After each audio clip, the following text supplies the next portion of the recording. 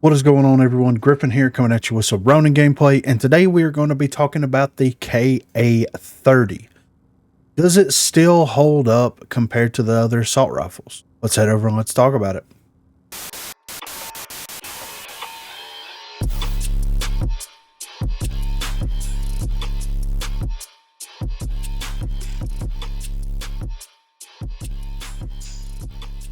So this is the shooting range, of course, and I do have the KA-30 here leveled all the way up, and we're going to compare this against another assault rifle that got changed as of recently, the Mark IV, because I honestly feel like the Mark IV may have taken the place of the KA-30.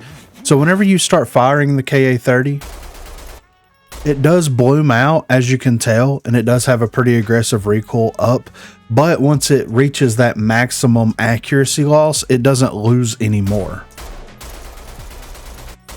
So as you can tell, like once it hits that threshold, after about 5 bullets come out of it, it doesn't continue to lose accuracy there.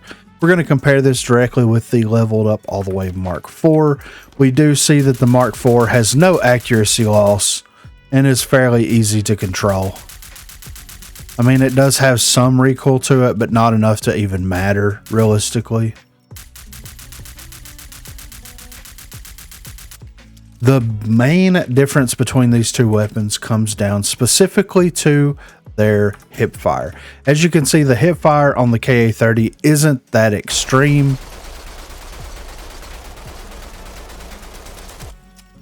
I mean, it's all over the place, but it's not as extreme as whenever you're looking at the Mark IV. Even leveled all the way up, it is going to shoot all over the place. That is the biggest drawback specifically for the Mark IV here in this situation, is the hip fire. And of course, whenever you're up close to someone, the hip fire is pretty accurate for the most part. Even at that 20-meter range, it still feels somewhat good. You can still do what you have to do with it. Of course, whenever you're hip firing someone at 30 meters, it's not going to matter. But whenever you aim up on somebody with the Mark IV, I mean, pretty much wherever you aim it, it's going to go there. And I always thought that the HRM and the Sahara was kind of playing tug of war for the longest time on what was like the meta pick or the best pick. You know, we went through the HRM meta for a very long time, and then they made some significant changes to that weapon specifically. And then, you know, they buffed the Sahara. You know, whenever they nerfed the HRM, it was kind of in this limbo state altogether because there wasn't really an assault rifle that was considered like the meta pick. I mean, everybody can argue what they think is the meta pick in that moment, but the HRM was still a good weapon. The Sahara has always been a good weapon, and the KA-30 has been very reliable. Whenever you start looking at the rest of the weapons, the Hydra, the Nightshade, the KA-30, the Mark IV, whenever you start looking at these weapons, it's like they have very distinct play styles and it appeals to people with those very distinct play styles. If you want someone that hangs back, that plays a little bit more passively and wants to do high damage output, then you have the Hydra.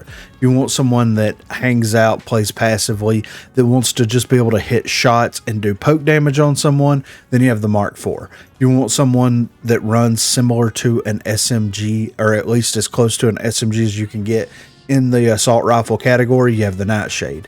Then you had the KA-30 that was kind of more or less like a Swiss Army weapon, right? It had pretty good range, it had pretty good hip fire, it was a little bit of everything. Recently, with the Sahara being the most meta weapon in the game, it does feel like the KA-30 has dropped out of relevance a little bit, and I know that a lot of people may disagree with that, but at the end of the day, whenever you compare apples to apples, the Sahara still absolutely beats the KA-30 9 times out of 10. Whenever you're playing against two players that are very similarly skilled, the KA-30 isn't going to be as accurate or as damaging as the Sahara on average. But if you're playing against people of all different skill ranges, then the KA-30 can absolutely get in there and do what it needs to do. What would I like to see with the KA-30 in the future? What I would honestly like to see is for them to apply the same, and maybe this is for assault rifles as a whole, apply that same accuracy loss mentality whenever you're ADSing it to the hip fire of the weapons. It should start out as pretty well accurate, and it should lose that accuracy over time whenever you're hip firing it, just like it does with the accuracy loss on the ADS. I would like to see, whenever you upgrade it, to have that each assault rifle, excluding like the Mark IV and maybe one or two others. I would have to go through and look and test all of them, but I would like to see that accuracy loss kick in a little bit later. I think that, you know, having something at 5 shots and then it starts losing accuracy and you're trying to control the recoil, that's what makes the weapons feel bad, right? Because if you have accuracy loss, then there's nothing that you can do about that other than just not shooting the weapon. Whereas if you have recoil, then that is player dependent and player specific in this situation, where you have to manually control that recoil.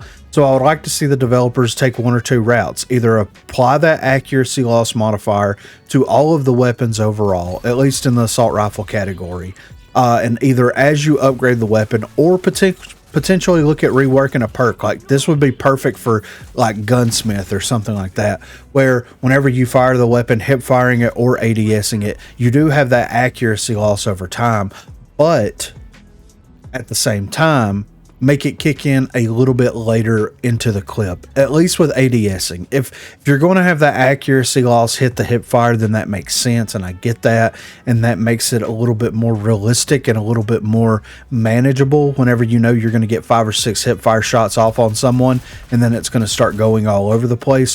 Whereas if you had 10 shots before you started losing accuracy, and then they could compensate that with adjusting damage values or something similar to that, that would be the way to go. That would be the thing to do, in my opinion, overall.